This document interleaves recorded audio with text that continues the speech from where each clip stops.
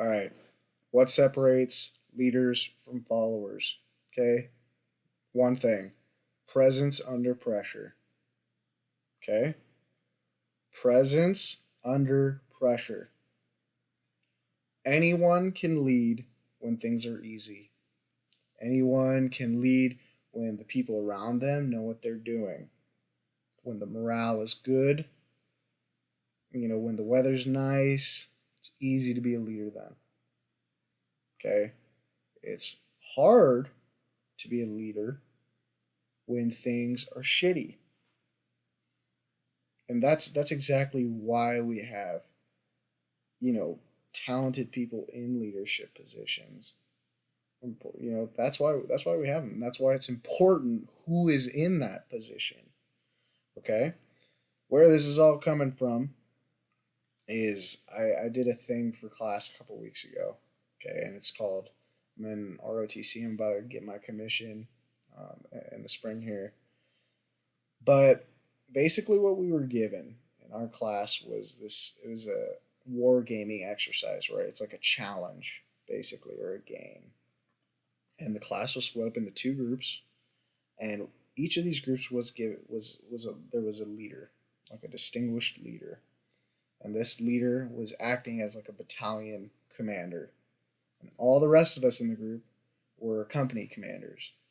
Okay, so what they did was in this battalion, we were given like a brigade combat team to choose like which companies we would use for this mission that we were about to take. And a lot of the time, what we did was like people who were going to be infantry officers picked infantry companies, engineer officers picked engineer companies, so on and so forth. Armor, ordnance, signal, so on and so forth. Right. So our mission was we needed to basically invade, seize, and capture a town. Okay, we were given some supporting assets, and we were given information on the enemy, their activity, stuff like that. Just a standard brigade op order or operations order, and that basically tells you like the situation, the mission, how you're going to do it, the logistics of it, the command and signal, stuff like that.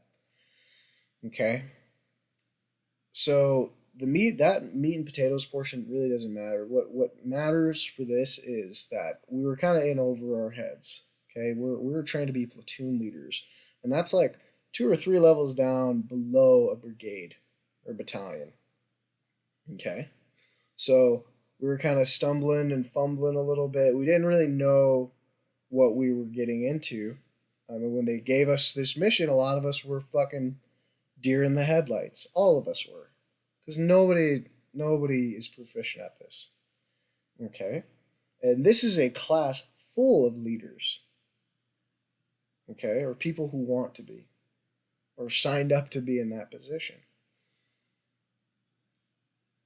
The key thing that separates leaders from followers is presence under pressure. We were put in kind of a shitty scenario. We didn't know what the fuck we were doing.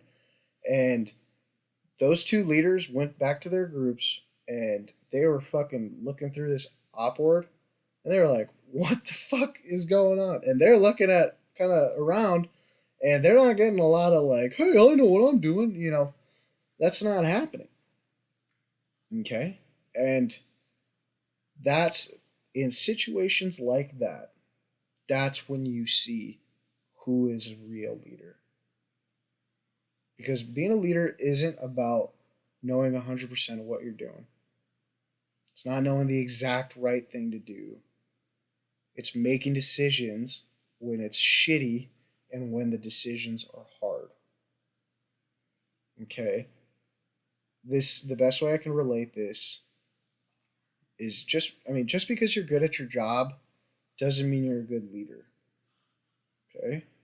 You can be you can shoot really well, you can max your APFT, do all that shit and not be a good leader.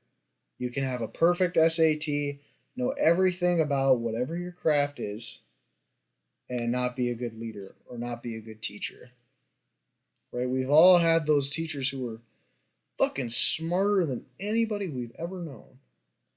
but they couldn't teach what they were doing. And if you haven't, you're lying, or I don't know, maybe you've had amazing teachers, but I know I have. Okay.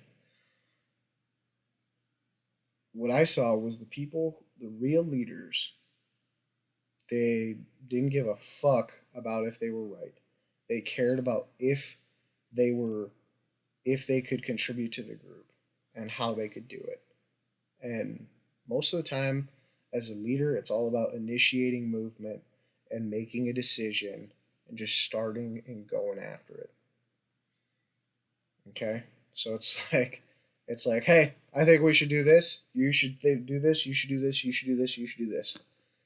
And sometimes that's all you need to do, because another person who's a leader is like, you're right, except let's try this here.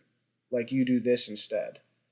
That's a leader. And then it's like problem solving. It's you make an initial plan, and then it's all about refining it, changing it, moving, like doing reconnaissance here, planning this to do this here. That's what being a leader is. It's making those decisions, even if you don't really know what you're doing 100% of the time. If the job was easy, if you then a leader wouldn't really be necessary. It'd be good to have one. It's always good to have a leader, but it's not like the shit couldn't get done. But in a situation like this, if there's no leader, if there's no person to say you're doing this, you're doing that, then you're fucked. Leadership is extremely important. The thing that separates those followers is under pressure. Those people make excuses. Those people critique others. You'll see that a lot. You'll see a bad attitude too, because they're like, "Oh, fucking work. That's not gonna work."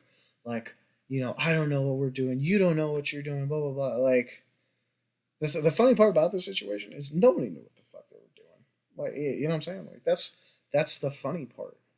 And that's the part where the learning gets done. Of course, nobody hears a brigade or battalion commander. You know what I'm saying? Like, if we brought a brigade or a battalion commander in here, like, and they did this exercise, it'd be like, oh yeah, this is what we do here, like blah blah, and it'd be hard. It's still hard doing it, but they'd be able to do it a lot easier, and there wouldn't be that. They wouldn't be put in that austere environment where learning actually takes place. Okay, you've got to, like, it's the whole stumble effect, right? You got to stumble and maybe fall before you can walk or run. And that's what this exercise is.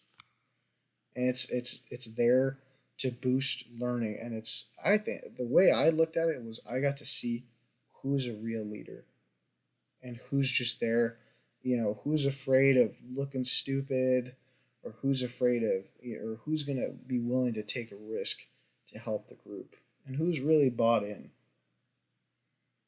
Okay, that's kind of what I got, guys. Hope you like it. I love talking about this kind of shit.